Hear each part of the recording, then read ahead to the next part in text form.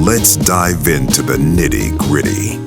Lord of War was released on September 16th, 2005, with a budget of between 42 and 50 million, which it always makes me wonder when they have that range.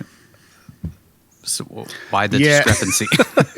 8 million ever went missing somehow to mysterious... to some arms dealers. Of some sort. Russian generals. Only made back 72.6 million, which is kind of disappointing. I feel like the reviews on this one were kind of mixed, and I feel like U.S. audiences, it was. We'll get into it in the quick facts, but the U.S. government did not want this movie to come out, which is kind of crazy when you think of the subject matter. Like, it was almost like too on the nose of what was going on around the world, and continues to go on, sadly. But yeah, it was. Well, I think they may have been fine with it until the ending. Until somebody watched the end and was like, "Yeah." Like, he has this mystery general from the very beginning when he first starts selling those M16s.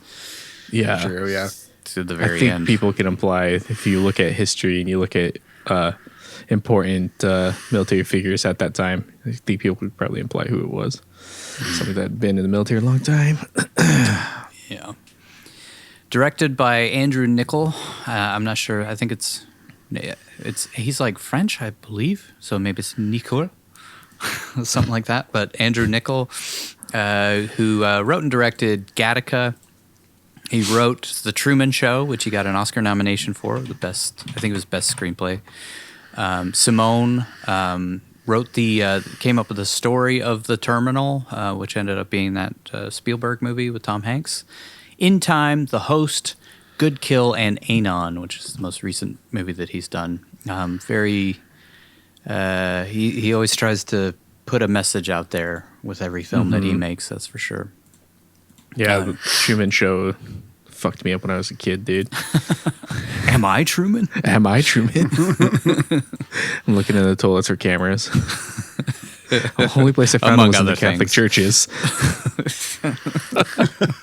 Written also by Andrew Niccol, who writes pretty much everything that he directs. He's one of those guys. Double threat.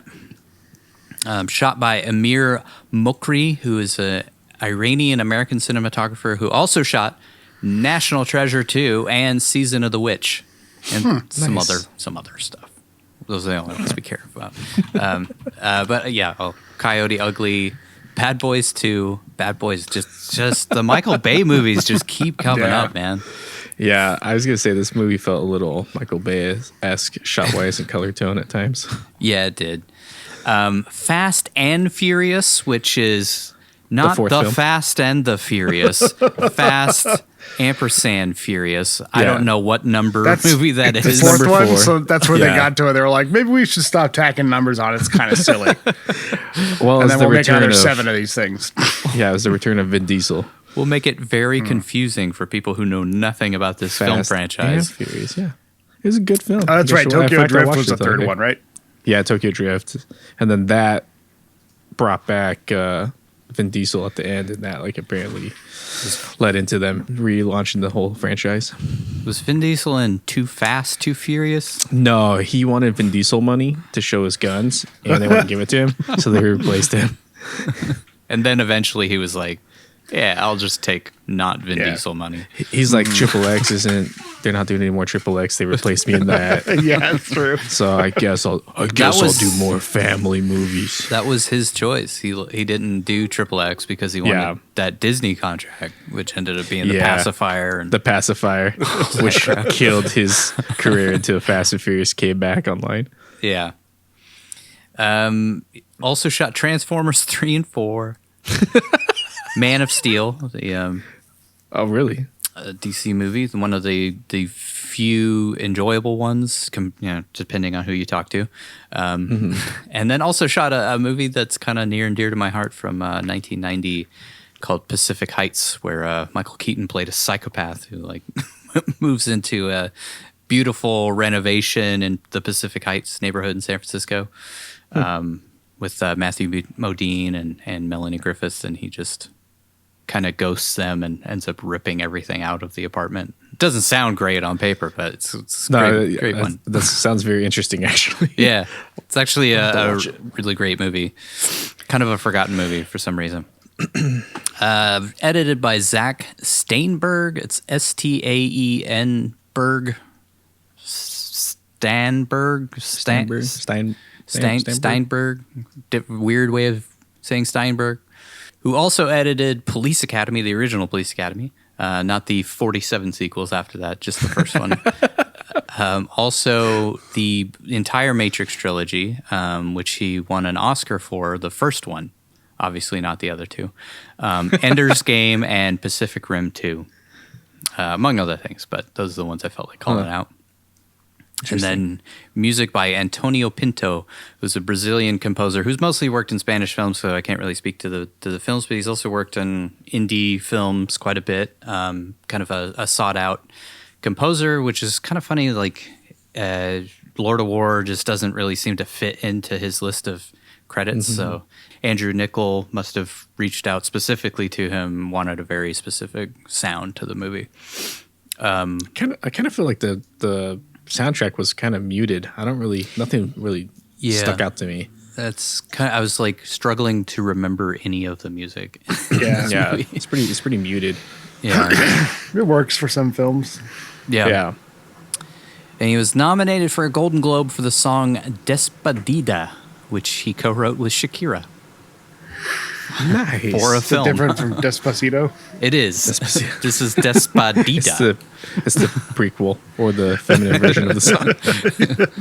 Rotten Tomatoes, 61%, which is low compared to, at least my own feelings on the film. I don't know your guys' feelings, but I've always loved this movie.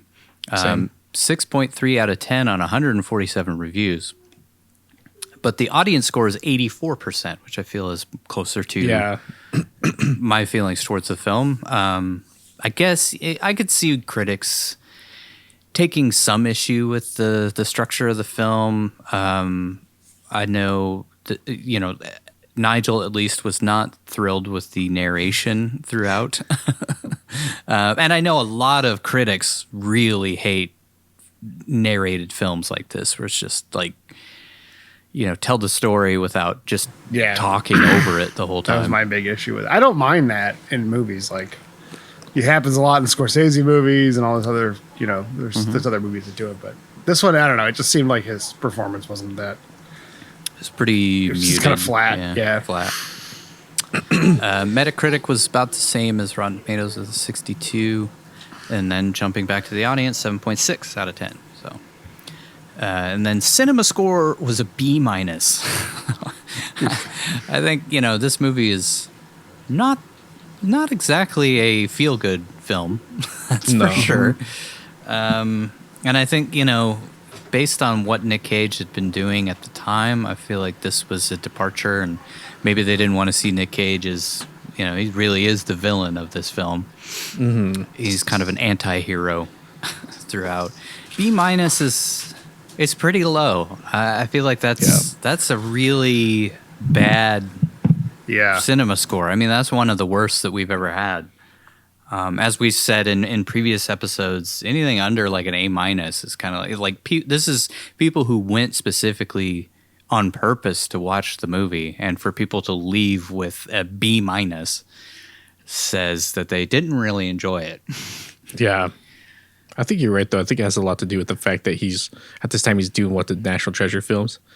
So I think this was pre-National Treasure, like right before he did National Treasure, or was it? Really? Maybe. Oh, Because I think National Treasure was 2004, right? So he's coming off of that. So he was like coming after. So I think people might have gone in doing thinking this movie. Yeah, thinking one thing, and then they're like, "Oh, this is not a family film. Let's take the kids He's not a to see likable Lord character." of War. It's like the Lord of the Rings, right? Yeah.